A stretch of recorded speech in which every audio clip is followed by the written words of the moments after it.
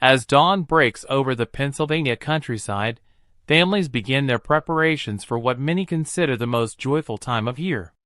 The harvest has been gathered, the barns are full, and the community can finally pause from their relentless work to celebrate the fruits of their labor.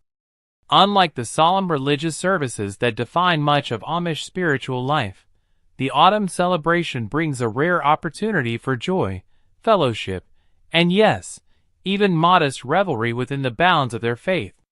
The celebration begins in the pre-dawn hours, as families across the settlement wake to begin their preparations. In kitchen after kitchen, oil lamps flicker to life as mothers and daughters begin the elaborate process of preparing food for hundreds of people. The aroma of fresh bread mingles with the rich scent of slow-cooking stews and the sweet fragrance of apple pies cooling on wooden tables.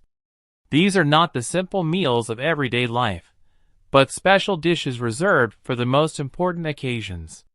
Young women, their hair neatly pinned beneath white prayer caps, move with practiced efficiency through the kitchens. Their plain dresses, in deep blues and greens, are freshly pressed for the occasion. Despite the simplicity of their attire, there is an unmistakable beauty in their movements, a grace born of purpose and community spirit that seems to illuminate them from within. Sarah Yoder, barely 18, kneads dough with strong, capable hands while humming a traditional hymn. Her cheeks are flushed from the warmth of the kitchen, and her eyes sparkle with anticipation for the day ahead. Meanwhile, the men gather in barns and workshops, putting finishing touches on wooden toys and furniture that will be displayed and sometimes given as gifts during the celebration. The older boys help their fathers load wagons with tables, benches, and games that will transform the usual worship space into a venue for community celebration. There is a palpable excitement in the air, different from the quiet contentment that usually characterizes Amish gatherings. As the sun climbs higher, families begin arriving at the designated farm this year. The celebration is hosted by the Miller family, whose sprawling property has been chosen by community elders for its large barn and open fields. Horse-drawn buggies line the dirt road leading to the farmhouse, their black tops gleaming in the autumn sunshine. Children spill out of the carriages, their usual restraint giving way to barely contained excitement. The transformation of the Miller barn is remarkable to witness. Long wooden tables appear as if by magic, arranged in precise rows that can accommodate the entire community. Benches are positioned with mathematical precision, ensuring everyone will have a place. Quilts in stunning patterns, double wedding ring, log cabin, flying geese are draped over makeshift partitions to create intimate spaces within the larger gathering area. These quilts, created during long winter evenings by the women of the community, represent countless hours of shared labor and artistic expression within the constraints of Amish tradition. As the morning progresses, the barn fills with the sounds of preparation and anticipation.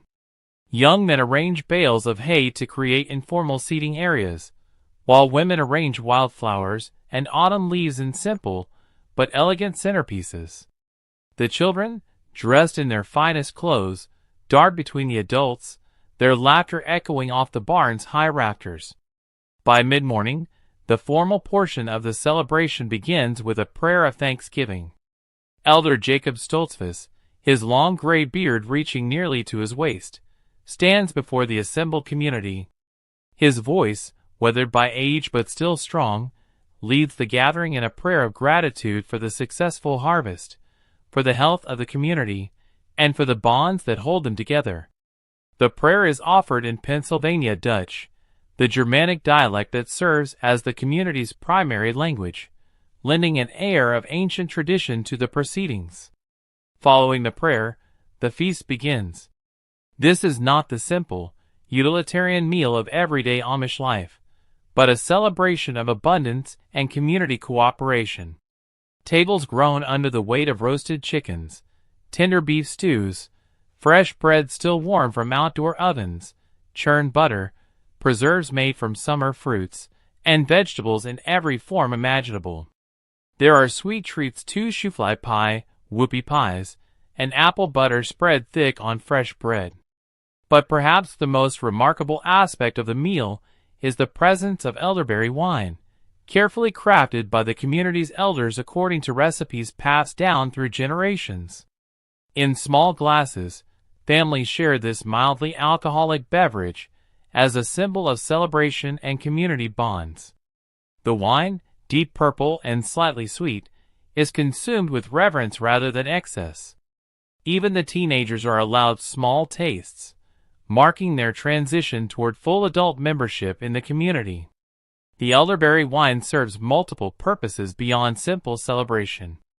It represents the community's connection to the land and their ability to transform the fruits of their labor into something special and meaningful. The process of making the wine is itself a community activity, with families contributing elderberries from their property and sharing in the careful fermentation process that takes place in cool cellars throughout the summer months.